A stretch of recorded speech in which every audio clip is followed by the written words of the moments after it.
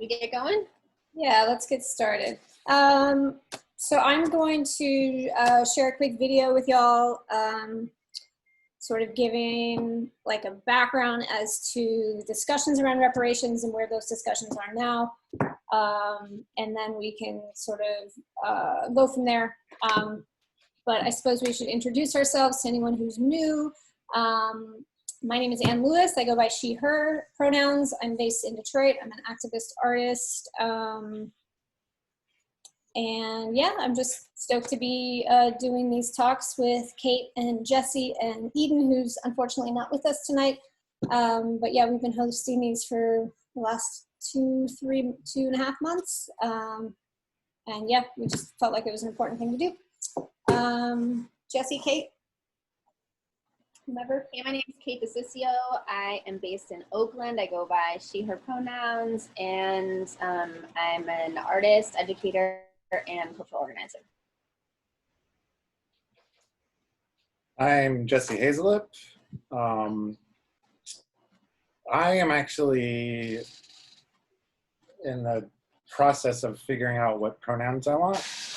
That's a whole different conversation, but I think I'm moving towards they, them. And I'm an activist and artist. And I live in Portland, Oregon. And I'm sure everybody knows what's up with Portland, Oregon right now.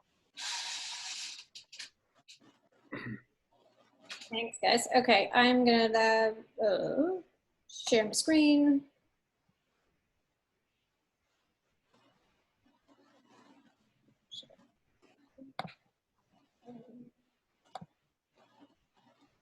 Hold on.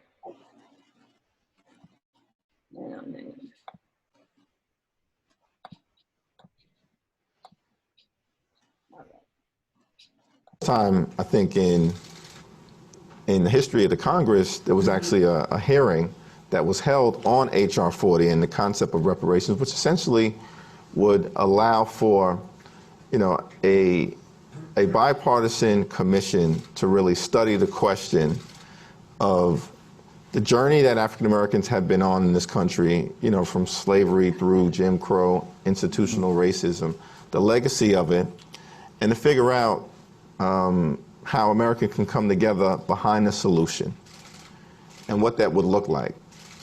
But to also make sure that the record, is clear, because for a lot of folks, it's not. And that's slavery, and it's the legacy of slavery as well. African Americans were largely carved out of the New Deal. So you had, the Depression and a response to it, but a response to it that only applied to some Americans, not all Americans, in certain instances. And then you had the greatest middle class in the history of the world built as part of American exceptionalism in the aftermath of World War II. A large part of that was the GI Bill. African Americans fought in World War II. You know about the Tuskegee Airmen and others, just as courageously as others. I mean, you had the president parading the Tuskegee Airmen the other day. But African Americans, in large measure, were cut out of the GI Bill. And so part of what helped to build the greatest middle class in the history of the world didn't apply. So you had this long journey that I think is part of the historical record. Nobody can factually dispute it. And then the question is, what does it all mean for the conditions that many communities still find themselves in right now? And so I think that's part of the concept of H.R. 40.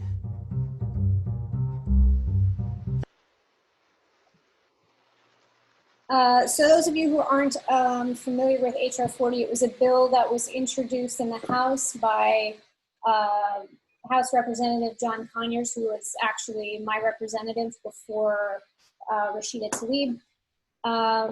And he introduced it every year. He would introduce it, and it never got, taken past the introduction. And so it's historically been addressed for decades. He did it for like 25 years, or I'm not sure exactly how long he was in representing this portion of the United States, but that conversation has been had or has been explored for decades, centuries. And I think we're really trying to understand, like, what does that look like in 2020? And how do we, as regular individuals, participate in that? Because we know, specifically with our, the regime that's in place right now in the White House, like, reparations never gonna happen under his eye. So I think my perspective on this is, how do we as citizens go forward and sort of participate in reparations, because we can't wait for the government to do it.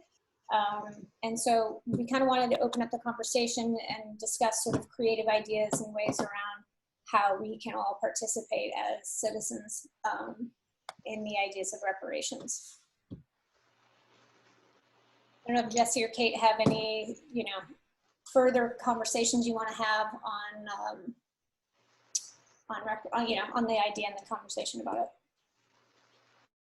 Well, in my research today, some of the things that just really resonated with me and stood out to me when we're talking about the magnitude of what this is about, there were some numbers that I just want to share. One of them is that it's estimated that the United States benefited from a total of 222,505,049 hours of forced labor between 1619 and the abolition of slavery in 1865. Valued at the U.S. minimum wage, this is a modest rate of interest that's worth $97 trillion today. Wow. Additionally, we see that the average white family has a net worth of over $150,000, while the average Black family's net worth is under $3,000. So these are some of the numbers that we're thinking about, and certainly the number of, like, how do we translate the hours of forced free labor into today's numbers. There's some variation that kind of oscillates between 17 billion and upwards of 97 trillion, like I was saying before. But either way, we know that all of the wealth and the economy of the U.S. was built on stolen indigenous land and forced slave labor. And so right now, I think that it's really important for us to see the way that that looks today and what the implications of the experience in America today is, given that as our backdrop.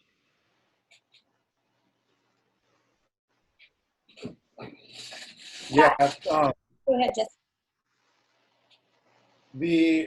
What like sparked this off for me was this conversation about reparations was I've been having lots of conversations with different POC about, like, what reparations look like, and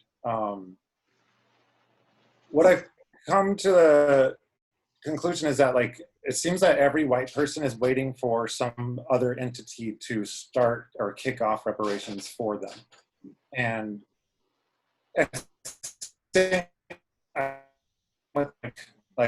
the protest stuff, like in protesting, everybody's always waiting for somebody else to start it or else to do it. And that comes from slavery, because we're always waiting for somebody else to do the labor.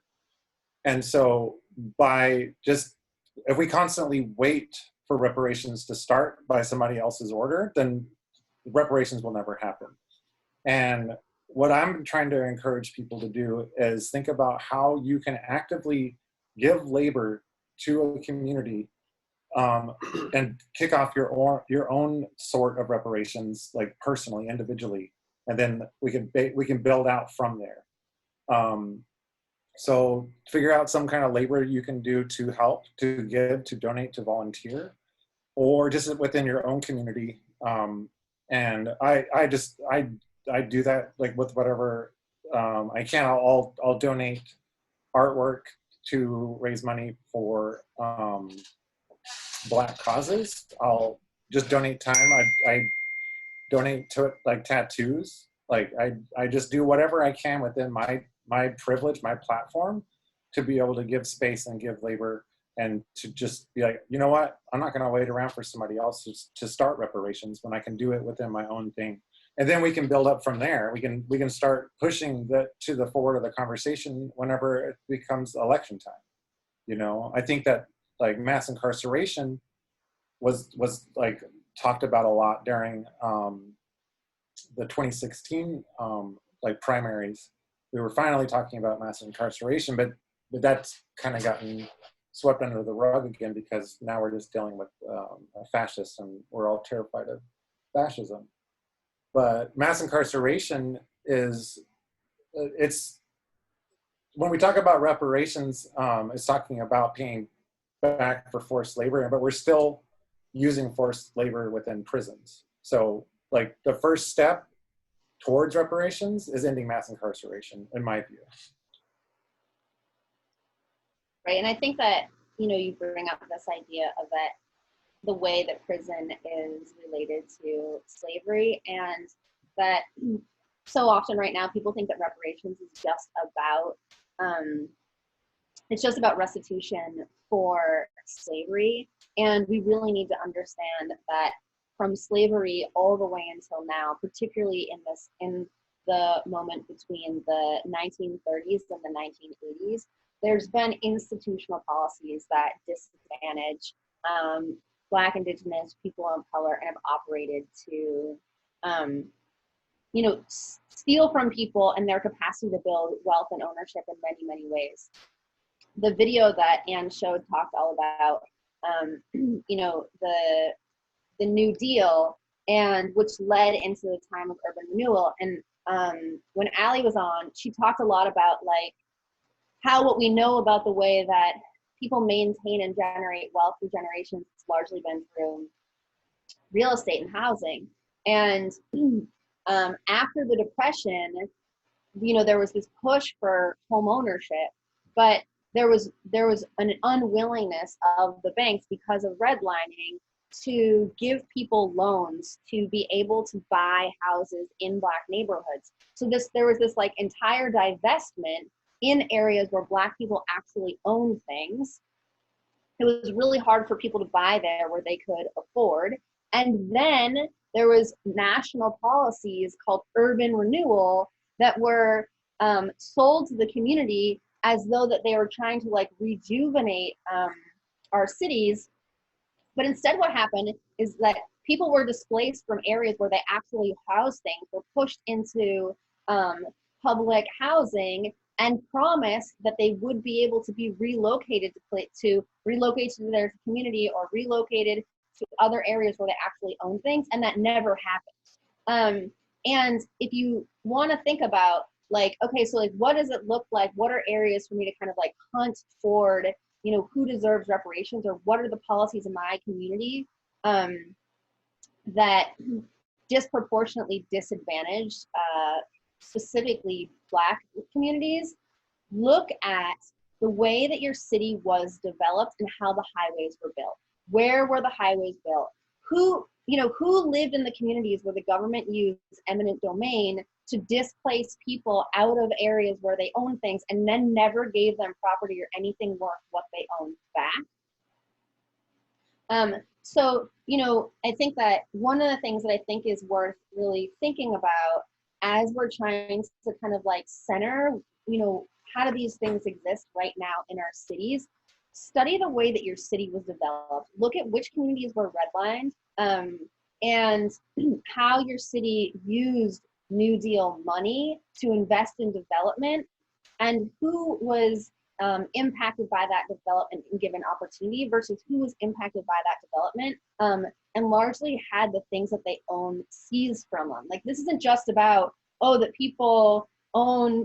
people's ancestors, you know, worked 22,000 or 22 million hours of free labor. Yeah, that. And then plus when people finally did own things, the government took those things on behalf of development and never gave them back or anything that was reasonable. It's like, you know, the newest iteration of 40 acres and a mule.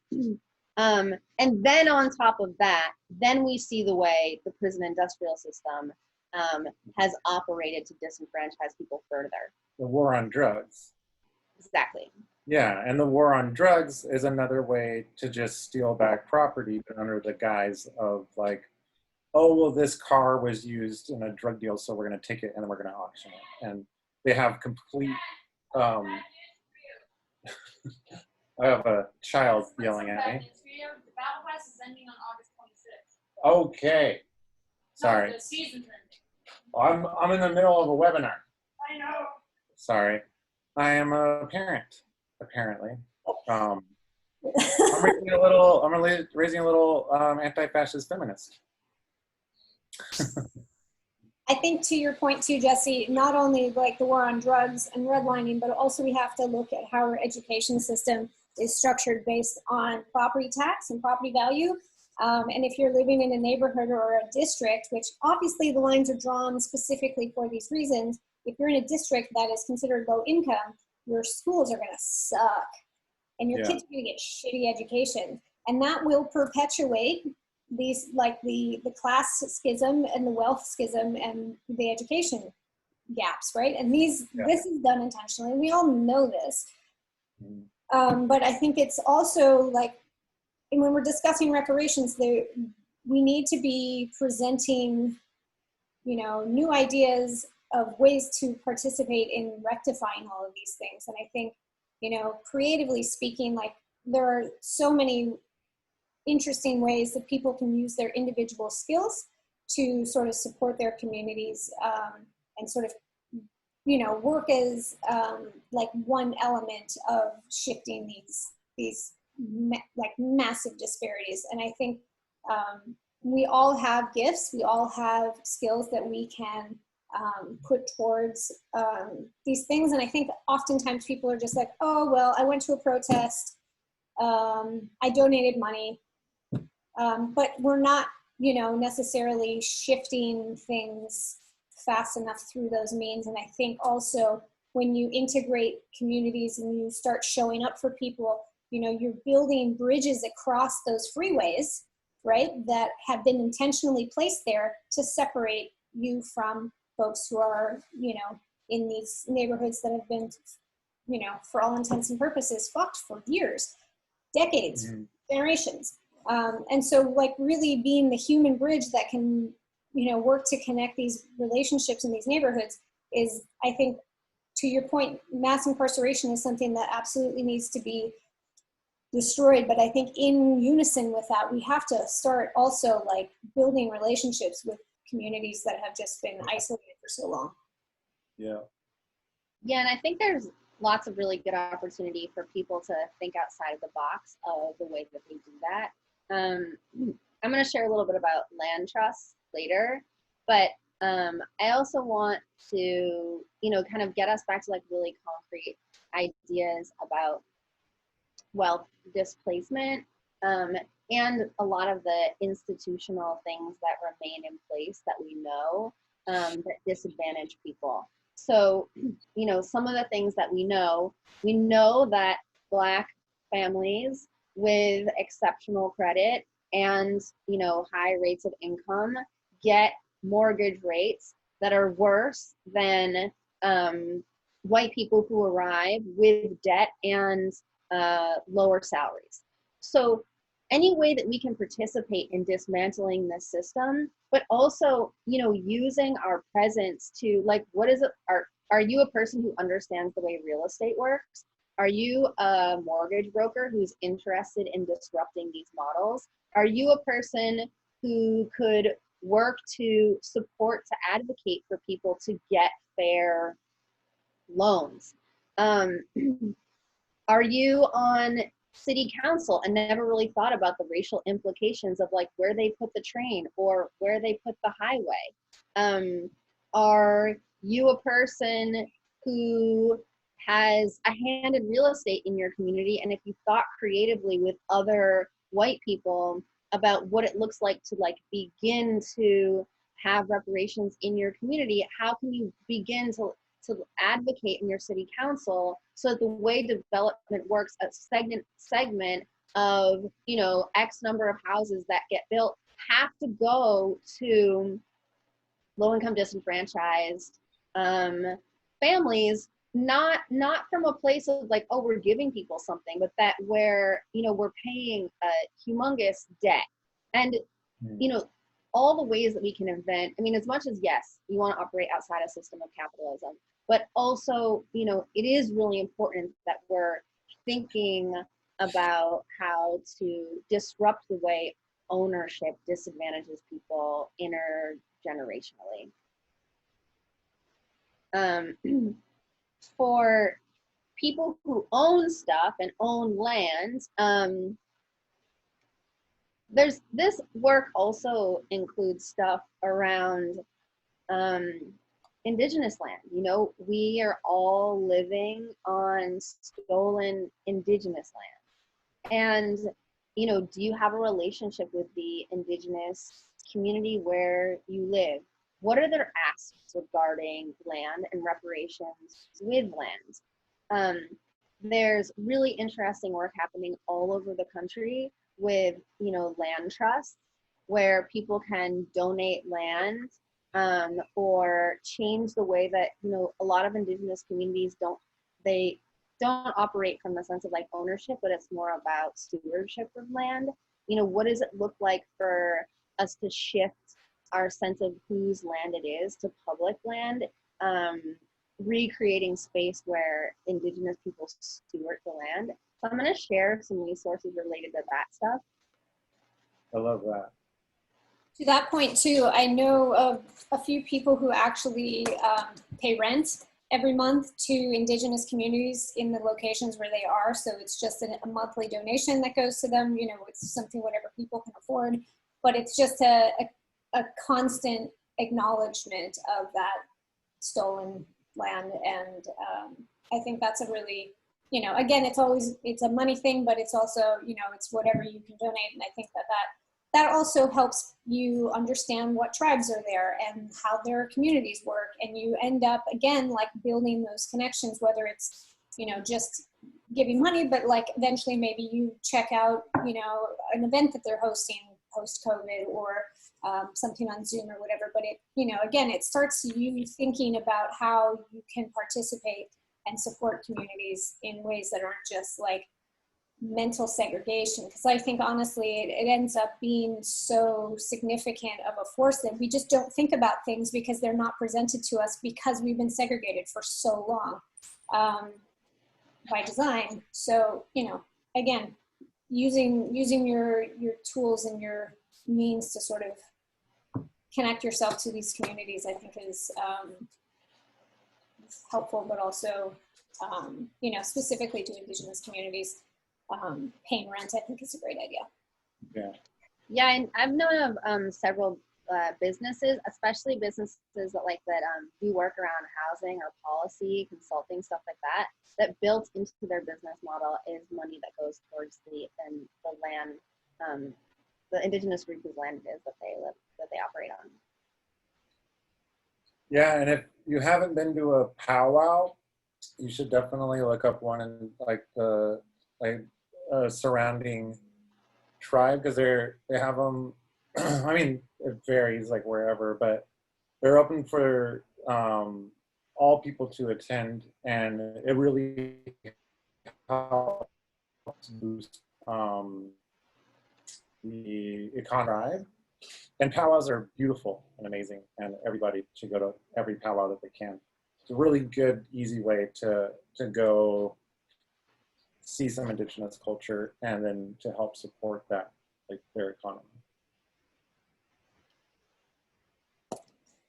So I'm wondering if we could maybe ask you all to consider ways in which you think with the skills you have, you could support the ideas of reparation or supporting, you know, Black, Brown, and Indigenous communities in your city. So, you know, maybe have a think about like, what are your skill sets and how do you foresee them being able to support these issues? I know, as Jesse said before, like we're all artists, so we donate our, you know, labor and our art for those reasons. But I think there's so many other ways that, you know, I mean, we had a brainstorming session last week that was just like an interesting way of like, how do you disrupt, like to Kate's point, like how do you disrupt these models and use your creativity to sort of, you know, stick a wedge in the cog, so to speak. So I don't know if anyone has ideas that they want to share for themselves. If you guys have questions, of course, you can always put them in the chat. But Kate, did you want to speak a little bit about land trusts? I put the information in the chat. And so there's lots of resources there. Resource Generation is a really amazing organization. They mostly work with people ages 19 to 35 who have intergenerational wealth to think about the ways that they can fund movements for liberation. And so they have an entire section on reparations in the space of reallocating land to Indigenous people. I also put in there a link to a conversation about returning land from the Pioneers Conference, I guess, 2 years ago. And you know, the spirit of reparations is largely really about, you know, understanding like the deeper, longer historical implications of when legislature has been designed to benefit you while hurting other people.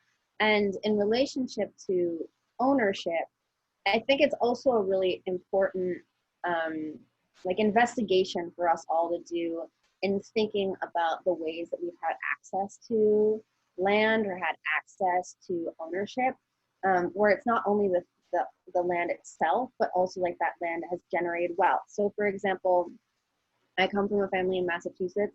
If I decided to be a farmer, I would be the 4th generation of people farming on that land.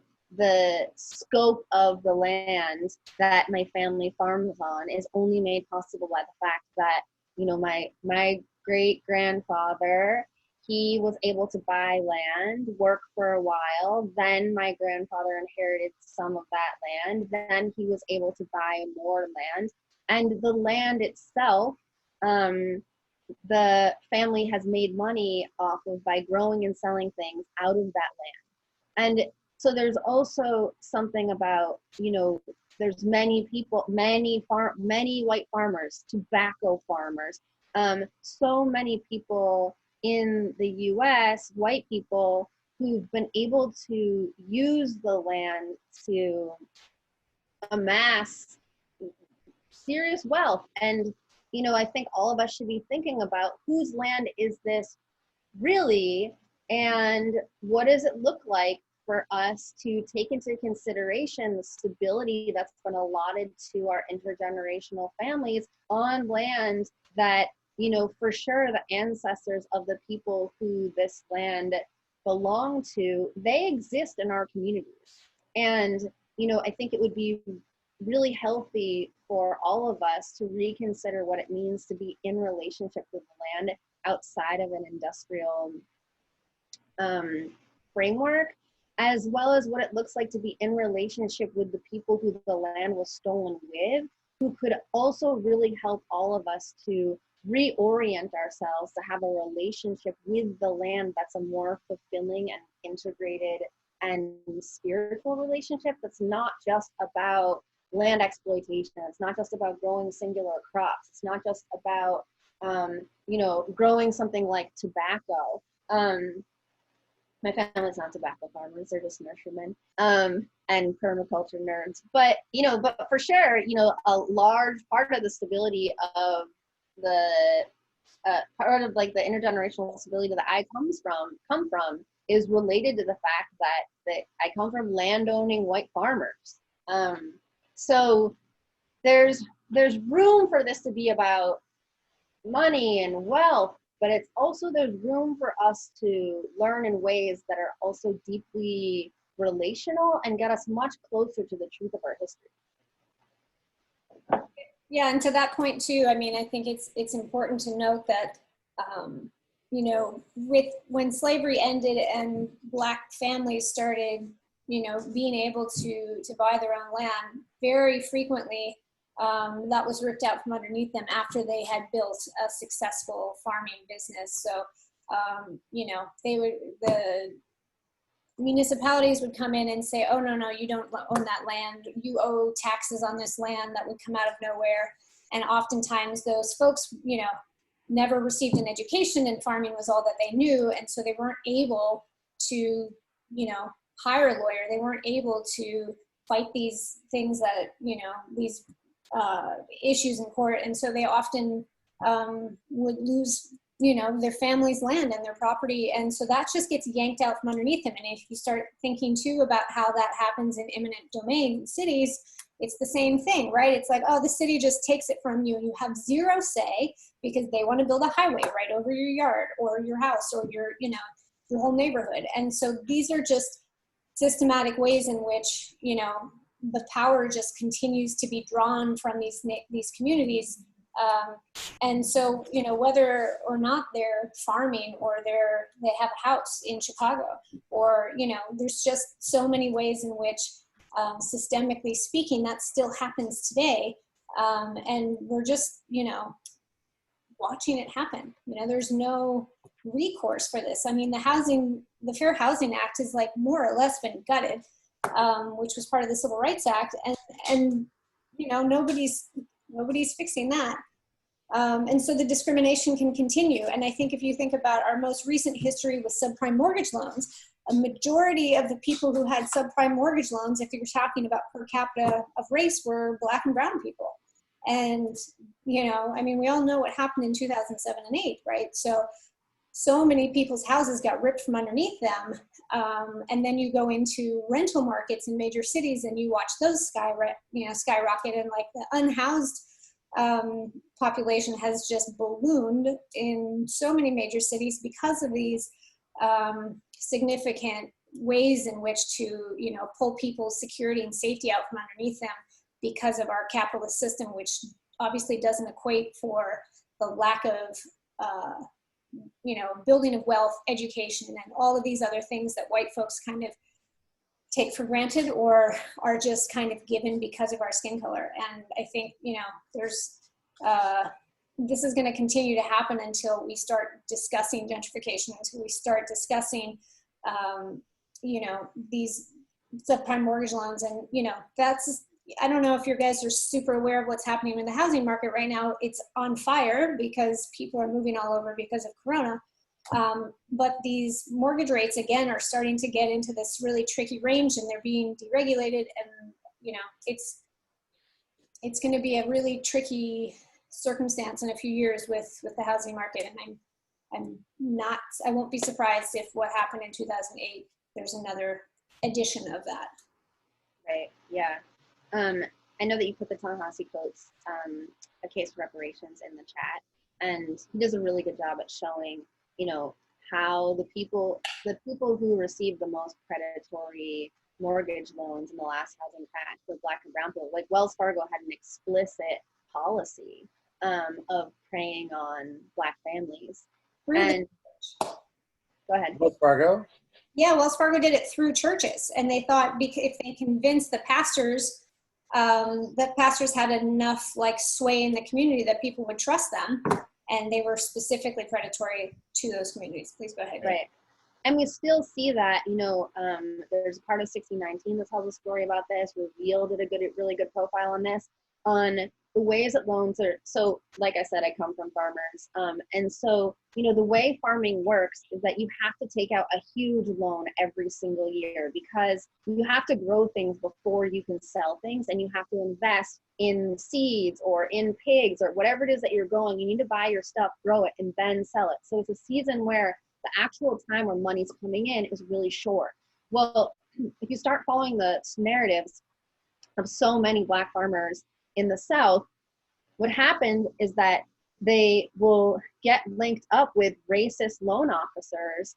And so their loans will come through either incomplete or too late for them to be able to plant enough so that their yield is what they anticipated when they write the loan plan. So when you apply for a loan as a farmer, you have to spell out to the bank like exactly what you expect in terms of profit, and the bank doesn't care like if there's a frost. The bank doesn't care, you know, if there's a late, the winter lasts a long time or whatever it is, short growing season. The bank doesn't care. But one of the most detrimental things that you can do to a farmer is put them in a position where they have to plant their crop late. But also, if you don't give a farmer their full loan, what they wrote in terms of their anticipated profit doesn't work out in the end. And so then what we see so often in these stories of Black farmers is that then they go back to the bank and their yield doesn't meet what they had written in the paperwork, and neither does their profit, and the bank treats them as though that they're like irresponsible, when the structure of the way that they received an incomplete loan or a late loan set them up. And so then they default on the loan. And this can happen like season after season until eventually they lose the land. And this has happened tons all through the South. There was a class action lawsuit in which people won, but like the amount of money that people received was nothing compared to what they were really owed. So, you know, this can also be a conversation about what does it look like to really invest in Black farming, in food autonomy. There's some really amazing people doing work. There's a book called Farming While Black by Leah Penniman. She runs Soulfire Farm in New York. There's some really incredible, you know, leaders, young Black farmers thinking about, you know, also ways to like heal with the land and take power back. And this is a space where we can support them. Here in Oakland, there's an incredible program called Planting Justice. And it's an edible food nursery that is part of, like, they operate on Indigenous land, have given the land back to the Indigenous people. Here, they employ a ton of formerly incarcerated or people impacted by the prison industrial system. So there's also lots of ways for us to be thinking about not just what's wrong, but also really investing in healing projects that are related to land and ownership, and spiritual healing of land that's experienced a lot of violence. Right, and so that can show up, you can show up to those things like through volunteering, through donating, through amplifying their message on social media. I mean, there's so many ways in which, you know, just being aware of what's going on in your community. I mean, the amount of urban farms in Detroit is just like explosive and amazing. And there's so many organizations that are doing such incredible work. But if we're not amplifying them, they don't grow, right? I mean, or they do, but without our help and support. So, you know, and how do you best support them through, you know, your skills? Are you a carpenter? Can you help like fix broken things on the farm? Can you, you know, plant? Can you like fix a sidewalk? Like what, you know, what are the tools in which you have to participate in supporting these organizations? You know, I think just showing up and recognizing like how you can best participate with these organizations is, you know, it just takes a little bit of self-reflection and understanding what the community is in need of, you know, and for the most part, folks have lots of skill sets that they just don't implement for other communities, you know, like you'll fix a door that's broken in your house, but unless you're going down to that farm and checking things out, like you're not going to know that their door needs fixing. And so again, it's just like, how do you show up and then be present and then offer your skills and your labor to, you know, build communities stronger than they would be otherwise. Do you have any questions? And also to do that in a manner without like, so I was thinking like doing those things that Anne was just talking about, but without looking for any kind of like positive feedback or any kind of like compensation. Because I was just thinking that like how I think that probably one of the biggest reasons that reparations hasn't come about is because of capitalism. And also individuals' reluctance to give back themselves is because of their commitment to capitalism. You know, because we gotta do our 9 to 5. Why do you gotta do your 9 to 5? You know, who are you doing your 9 to 5 for? Who's benefiting from that? You know, and so like reparations is gonna take, I would say sacrifice but it's not actually sacrifice because you're giving back what is owed. You know what I mean? It's like we have a responsibility from the privilege that we've gained just from being white to give back to those that never had the accessibility that we've had just by being born in this skin tone. And I'm kind of going off on a tangent now, but like, I feel like so much can be tied back to capitalism. Mm-hmm. And in this movement that we're trying to like defund the police and just make the police accountable for taking Black lives, capitalism is also tied in with that, and the patriarchy. And so we can smash all these things at the same time, you know, and we can do it and we can be much happier afterwards. And another thing I've been noticing through this movement is community response. So because like everybody's coming out to help each other, and like we rely on each other and we have each other's back in our lives are in each other's hands, whenever somebody makes a call like, hey, there was a call the other day where these like pieces of shit white Christians were like trying to tear down a houseless structure on the street, and we got a call from the community, and we showed up and we had this houseless person's back. We're like, you cannot destroy this person's property, and they had to back up and had to go. They were held accountable for their terrible actions, and that was like nobody got paid. You know, nobody got like a pat on the back. It's just like the community came together to back somebody. And now we're forming our own community and our own type of force to go hold people accountable for things. And so community action is something I'm really excited about, like what's going on in the movement and the revolution. And I think it can be applicable to all of this. Like if white people were to come together in a community and be like, hey, how can we give back together, then it's not such a big, like, and not everybody is a millionaire, you know, but if you all pool your resources, then you have $1 million that you can give back to a community that will never have access to that. And as Kate was saying earlier, like maybe you're a real estate agent, maybe you're a broker, maybe you're not any of those things, but I guarantee you no one. And I guarantee you that if you put pressure on these people with these access and with this privilege, then we can start actually getting the ball rolling. Like say, hey, Uncle Broker, like have you really thought about reparations? You know, hey, Uncle Accountant or whatever, like, and we get these conversations going on 6 degrees of separation, and we have a revolution. And it does come down to community organizing, right? Like if 100 people have $100, that can go a really long way. But if you can't get them all to come together on a cause or an understanding of like where that money is best supporting, you know, different organizations or folks, like you have to be able to sort of get to that point. And that can get challenging and hard, but you know what, there's lots of people already doing that work.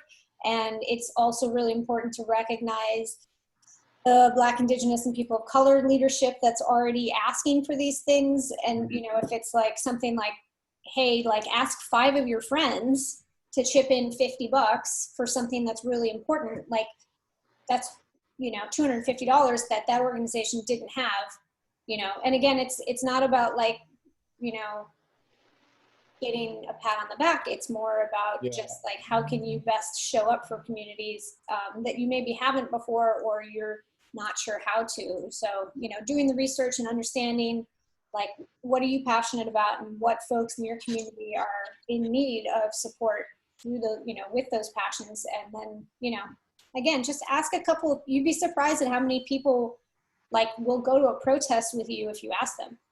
Oh, I wasn't thinking of going, but now that you say, yeah, totally, I'll go with you. You know, and I don't think it's that different with money. It's just like, hey, yeah, I'm donating to this thing. It would be really awesome if we could do this together and like double the impact, you know. And I think it's, you know, you can be persuasive and you can talk passionately about a cause, and people will be inspired. It doesn't take a lot, but you have to actually make that step. And I think a lot of us just like donate and we're like, okay, I did something, but like, you know, I often think about like nonprofits who are like, hey, double your impact with your donation just for today because we have a matching, you know, company or whatever. support for this fundraising drive. And it's sort of a similar concept, but you just do it with your network.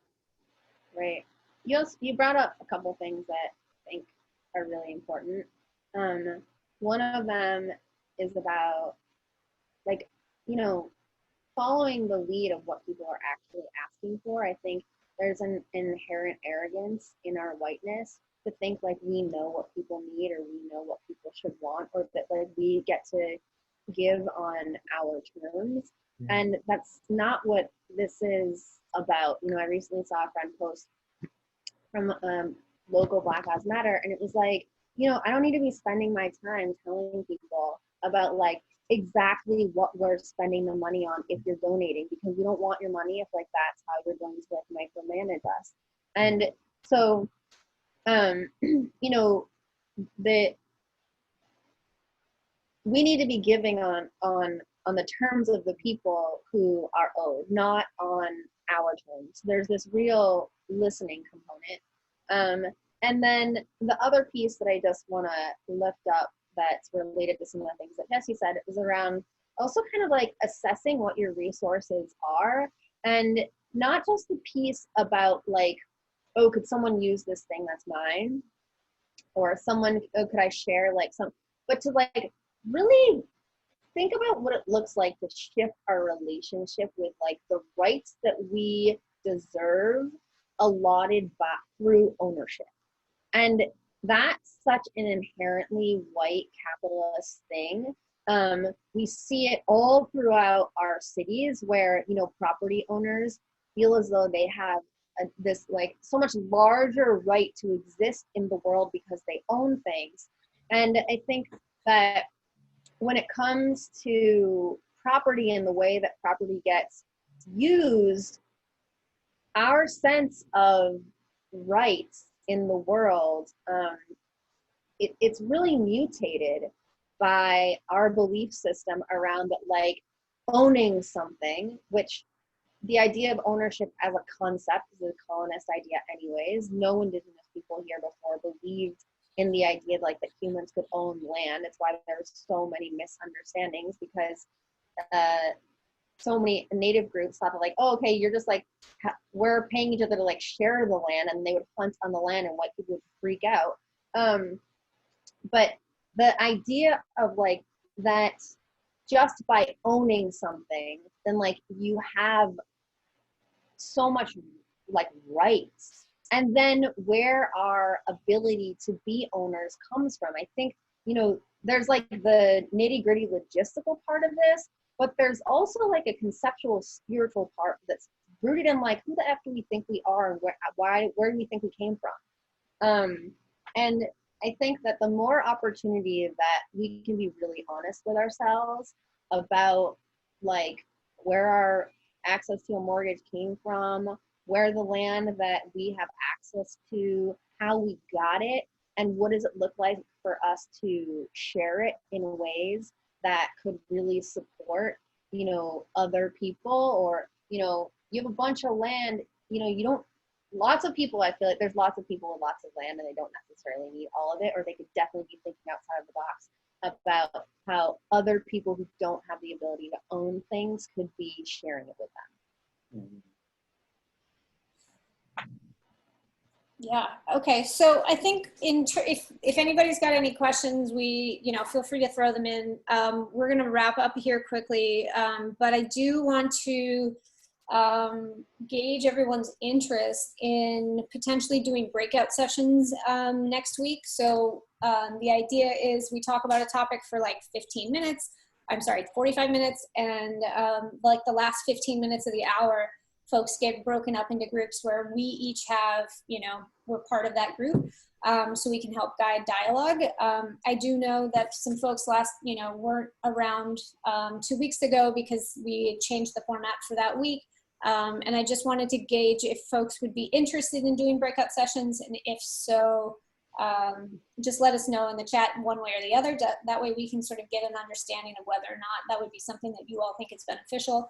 I know the anonymity and being able to just listen is great as well. So if you weren't interested in that, you could just sign off, or, whatever be available And afterward. specifically for next week, we're talking about mutual aid. So we thought it'd be really fun to kind of get into smaller groups and talk about like what are creative mutual aid interventions in our communities. And just on the phone call that we had with Eden, all of us are coming up with this really fun, cool ideas.